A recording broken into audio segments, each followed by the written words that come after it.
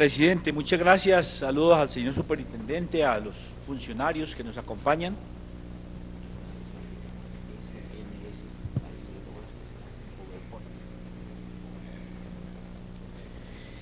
Bueno, yo creo que el compañero Rafael, pues lo que tenemos que decir es que pues no solo respaldamos su exposición, que está llena de verdades,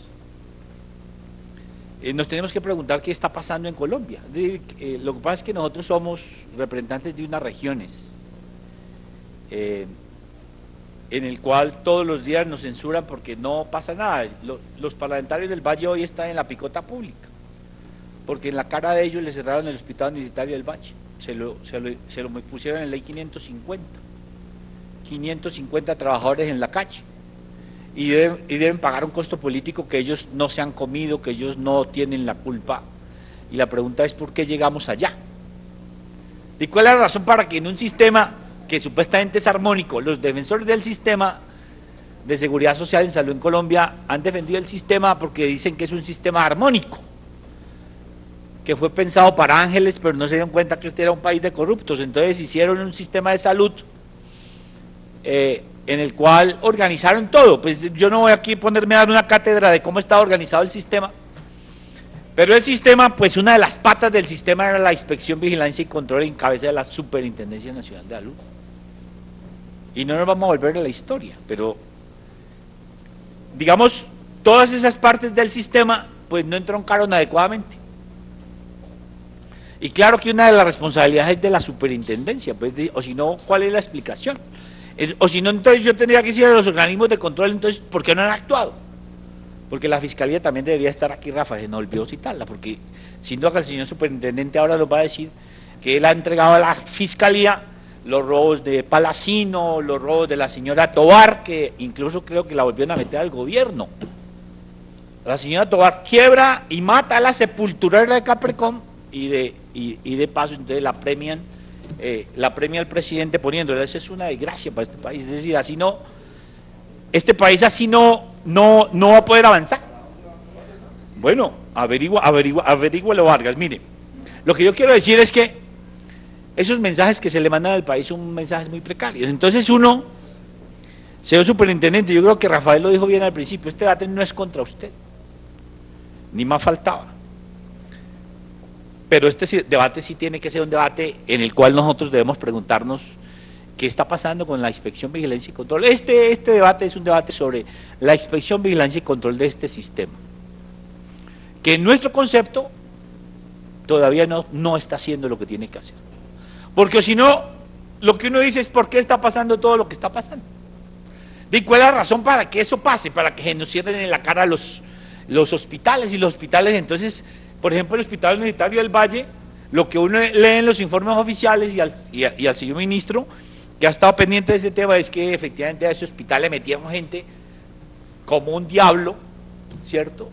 Porque resulta que los hospitales se han vuelto entonces bolsas de empleo, y eso claro, quiebra los hospitales, pero también la posición dominante de los gremios, de pronto de especialistas, de pronto el tema de la imperfección de los sistemas de facturación, de auditoría, de cartera, de cobro, etcétera. Todo ese tema, digamos, se completa y eso genera pues lo que está pasando. El tema es por qué razón nos están cerrando en la cara nos están cerrando los hospitales. ¿Por qué razón? ¿Cuál es la razón? Entonces, claro, hay unas explicaciones que nos han repetido. Es que aquí este es un sistema que gasta más de lo que tiene. Eso nos lo repiten todo el tiempo. Pero ¿por qué gasta más que lo que tiene? ¿Cuál es la razón para que gaste más de lo que tiene? Entonces no empezamos por lo más importante, que yo insisto mucho, no empezamos para decir, mire, este sistema gasta más de lo que tiene porque aquí se roban mucha plata. Eso ni el ministro ni el superintendente uno le escucha decir con contundencia. Incluso el ministro utiliza una frasecita, una palabrita pues decente, abusos. En el sistema hay abusos de todo mundo, abusos, no. En el sistema se ha perdido mucha plata. Yo creo que Rafael lo que mostró allí, exactamente, pues eso ya lo sabemos, lo hemos escuchado, y yo lo que quiero decir es que la superintendencia nació para hacer inspección, vigilancia y control, pero ¿a través de quién? Las sentencias de la Corte han dicho que la inspección, vigilancia y control debe hacer la gente de planta, de planta, porque es una función constitucional. Vaya, miren quién hace la inspección, vigilancia y control en los territorios. Gente de contrato, contratada en cooperativas de trabajo asociado, en intermediación. Por eso esa inspección no sirve. Porque un contratista que va a hacer inspección a una clínica no puede hacer firmar el acta ni dejar nada porque no tiene la potestad constitucional para hacerlo. Tiene que hacerlo un funcionario de planta y eso pasa en todo el país. Entonces uno le pregunta, ¿por qué razón hay tantas clínicas de garaje en toda parte? Parte del proyecto de ley, por ejemplo, para poner un solo ejemplo de la cirugía estética, parte del debate de cuántas clínicas de garaje abrieron médicos que fueron a hacer un curso de 15 días al Brasil y vinieron a que se lo homologaran aquí, por ejemplo. ¿Ha sido exitosa la inspección, vigilancia y control? Pues yo creo que Rafael ha presentado los datos que son dolorosos. Yo pienso que no, que realmente el resultado no es exitoso. Yo creo que la superintendencia está haciendo cosas, está haciendo un esfuerzo, pero a uno no le cabe en la lógica lo que Rafael planteó, no le cabe. Y ese es uno de los temas de ser juez y parte de la superintendencia. La superintendencia tiene que hacer inspección, vigilancia y control, pero está haciendo intervenciones para administrar. Y lo que ha demostrado hasta ahora es que es muy mal administrador. La superintendencia es pésima administradora. Porque administra, y lo que hemos visto es que las administra para que se quiebren o para que las vendan. Y entonces esa es una mala seña. Es decir, yo no entiendo, no comprendo eso, y lo digo como administrador de salud. Yo no comprendo cómo razón se interviene una entidad para administrar, pero termina quebrada. Esto significa o que el Estado es muy mal administrador y somos pésimos administradores, o que el mecanismo que está establecido no es el adecuado, que esa forma de hacerlo no es. Es decir, alguna explicación tiene que tener, pero no es posible que uno vea que hagan intervenciones para que al final no sean exitosas. ¿Tienen las capacidades acumuladas o no? Porque la superintendencia viene de ser muy chiquita. Y si ustedes recuerdan, los que conocen la historia, Rafa, yo creo que usted la conoce. Aquí cuando empezó el sistema se robaban casi toda la plata. En la primera mortandad de mutuales, ARS, etcétera, toda esa nomenclatura que hubo después de la ley 100, se robaron toda la plata. Aquí se desaparecían las EPS y se llevaban todo. Cuando digo todo, es todo, la silla, el computador, todo se los llevaban. Pero ¿tiene capacidades acumuladas la superintendencia o no tiene capacidades acumuladas para que usted le diga, señor superintendente al Congreso, vea, lo que nosotros necesitamos en inspección, vigilancia y control es esto, para que esto funcione mejor? ¿Se hace vigilancia y control adecuadas o no? Porque yo voy a poner ahorita un ejemplo, si el presidente me permite unos minutos para terminar toda mi idea, que ahí hay un problema. Es decir, aquí hay un problema de hacernos pasito. Hagámonos pasito, ¿no? Hagámonos pasito. Vea, resulta que siempre el fantasma de la tecnología se mete y nos desbarata las cosas, pero yo aquí tengo el chancú con este celular. Miren, yo creo que el gobierno nacional el ministerio hizo, yo creo, algo con el intento de salvar para que las EPS pudieran tener solvencia, digamos solvencia, y sacó un decreto que criticamos mucho, el 2702 del 2014, un decreto que estableció que había que darle 7 años de gabela a las EPS para que ellos tuvieran un margen de solvencia, y hablaba que había que arrancar con el 10% y poco a poco se iba a ir guardando una platica para que en un tiempo de 7 años las EPS pues más o menos estuvieran. El primer informe que hace la Super, pues es un informe que en mi concepto es completamente desastroso. Y lo que uno dice es que si ese decreto se hizo efectivamente para garantizar la habilitación y la permanencia de las EPS en el sistema, ¿por qué no han actuado? Entonces, claro, de pronto yo también he escuchado eso, es que no se puede poner en mayores torturas al sistema de salud porque entonces nos vamos en un hueco, en un agujero negro y ¡fuf! Entonces lo que dejamos es que hacemos un decreto para que lo cumplan y los que no lo cumplen no le hacemos nada. Entonces resulta que en el informe de la Super aparecen unas pocas empresas, pero por ejemplo a mí me llama la atención porque aparece Café Salud cumpliendo el seguimiento de la solvencia de Café Salud, lo cumple Café Salud. Y yo lo que veo es que Café Salud es un desastre en todo el país. El señor superintendente le consta que yo cada rato le mando un mensajito para que me ayude para que me ayude el Superintendente Nacional de Colombia a conseguir que le autoricen, por favor, a un parroquiano que está por allá en una clínica tirado en el Cauca, porque no hemos sido capaces nosotros de hacerlo, Rafa. Entonces toca ponerle un mensajito al superintendente, para que el superintendente por allá en toda su capacidad, pues mueva, y efectivamente entonces cuando el superintendente lo hace, a la gente le dan la ordencita. Es completamente efectivo, yo por eso siempre tengo que hacerlo, porque a mí no me hacen caso. A este pobre parlamentario no le hacen caso. Para tramitar una orden en Café Salud, por esa gente que está sufriendo allá, que está llevada, que le han demorado. Entonces resulta que Café Salud aparece aquí entre los salvados. Y yo digo, ¿por qué? ¿Cómo es posible que nosotros tengamos a Café Salud con todo el lío que tiene hoy en el país? Por ejemplo, no cumplieron Capresoca, Confacor, Confarta y SOS. ¿Qué se ha hecho, señor superintendente, si no cumplieron? Hay unas empresas, por ejemplo, que usted en el informe dice, cumplieron sí, pero no, entonces estamos revisando. Es decir, si los estados contables y financieros no son fiables, que es un requisito, yo no soy contador, pero los contadores le dicen a uno, mire, ellos cuando dan el dictamen, los revisores siempre dicen que la información es veraz, confiable, etcétera. Si esta información de AMBUC, Mutual Ser, ASMET, Emsanar y Salud Vida no son confiables y la están verificando, si ellos tenían por ese decreto que hacerlo, ¿por qué no han actuado en torno a eso? Uno lo que ve, por ejemplo, en ASMET Salud, que es de mi departamento, lo que empezó ahora fue a ver cómo hace para vender acciones, cambiaron la razón, lo volvieron una empresa de acciones para poderla capitalizar, porque están quebrados. Entonces uno dice, una empresa que tiene tantos afiliados, y estos que no cumplieron, Endisalud, CSF, Cartagena, Ecopsos, Savia, Cruz Blanca, Capital Salud y Comeva, no cumplieron. Señor superintendente, si no cumplieron, no cumplieron. Y si nosotros sacamos un decreto para que cumplieran y no cumplieron, pues hay que intervenirlas, hay que liquidarlas, hay que desaparecerlas, pero no podemos seguir haciendo una cosa que es terrible en este sistema. El debate de cuántos muertos, porque, por ejemplo, cuando debatimos con el ministro, él tiene razón, el sistema de salud en Colombia ha ido mejorando en sus indicadores, pero no los indicadores de desigualdad. En Bogotá se mueren pocos, pero en la Colombia profunda se mueren más.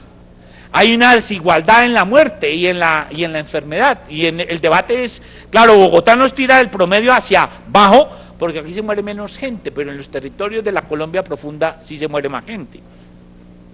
Entonces lo que uno dice es, en estos casos, por ejemplo, en los cuales tenemos problemas con estas empresas, ¿cuánta gente se está muriendo?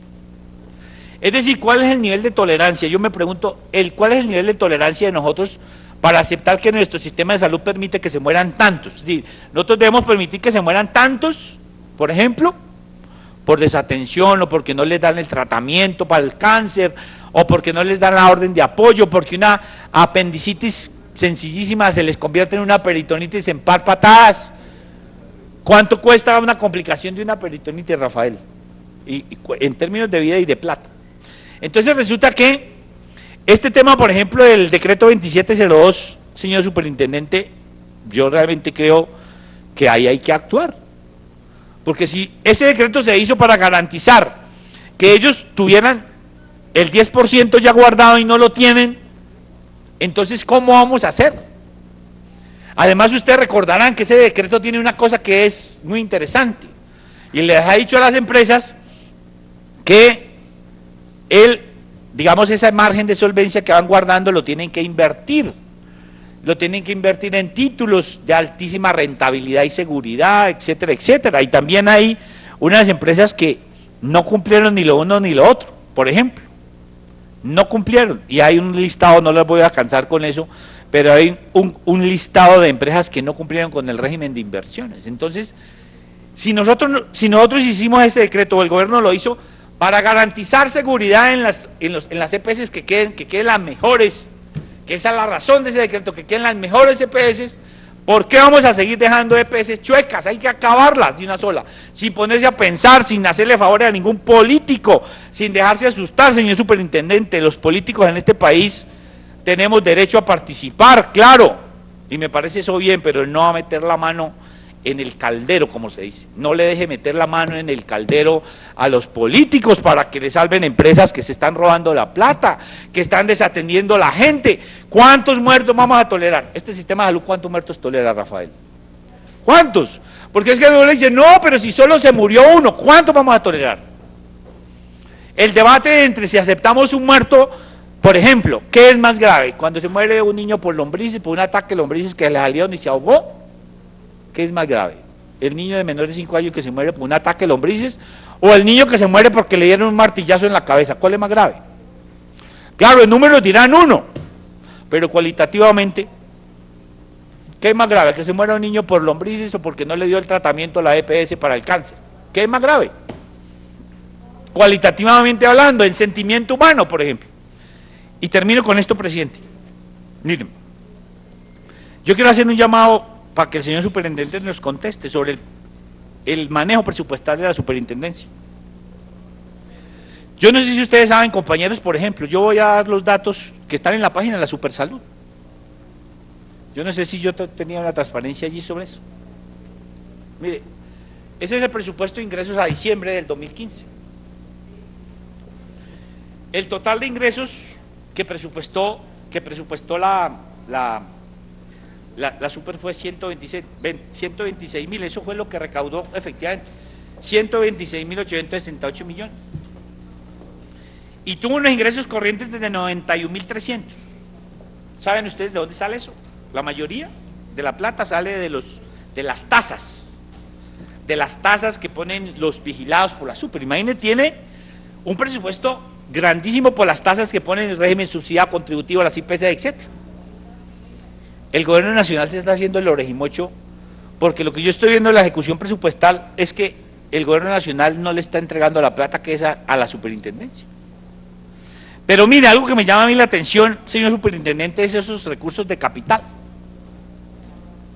Esos recursos de capital, compañeros, en el presupuesto de la Super están conformados por los rendimientos financieros y los títulos de tesorería que tiene la Super. Yo no sé por qué la superintendencia tiene que tener títulos guardados, es decir, necesitando inspección, vigilancia y control en el país, y la Super con la plata guardada. Mire, en los recursos del balance tiene 18.000, de esos 20.000, 18.886. Recursos del balance, compañeros, ¿qué significa?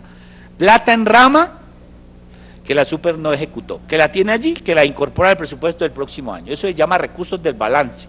Yo me pregunto, Super, ¿cómo es posible que uno tenga 18.000 millones guardados, no ejecutados de un año para otro, habiendo tanta necesidad en este país de inspección, vigilancia y control bien hecha?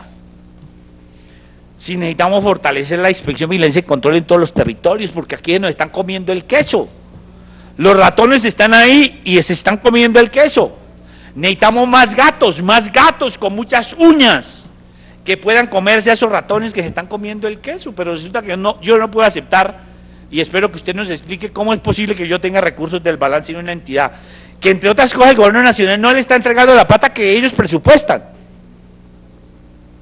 Les están entregando como el 50%, creo que en los últimos datos, por ahí los debo tener, no les entrega ni el 50% de lo que presupuesta como presupuesto del gobierno nacional.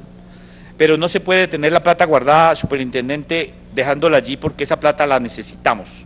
Eso viene pasando año tras año, no sabemos, esperemos que este año esa situación mejore, pero realmente el panorama es ese, y le agradecemos mucho a usted por comparecer y por las explicaciones que nos dé. Gracias, señor presidente.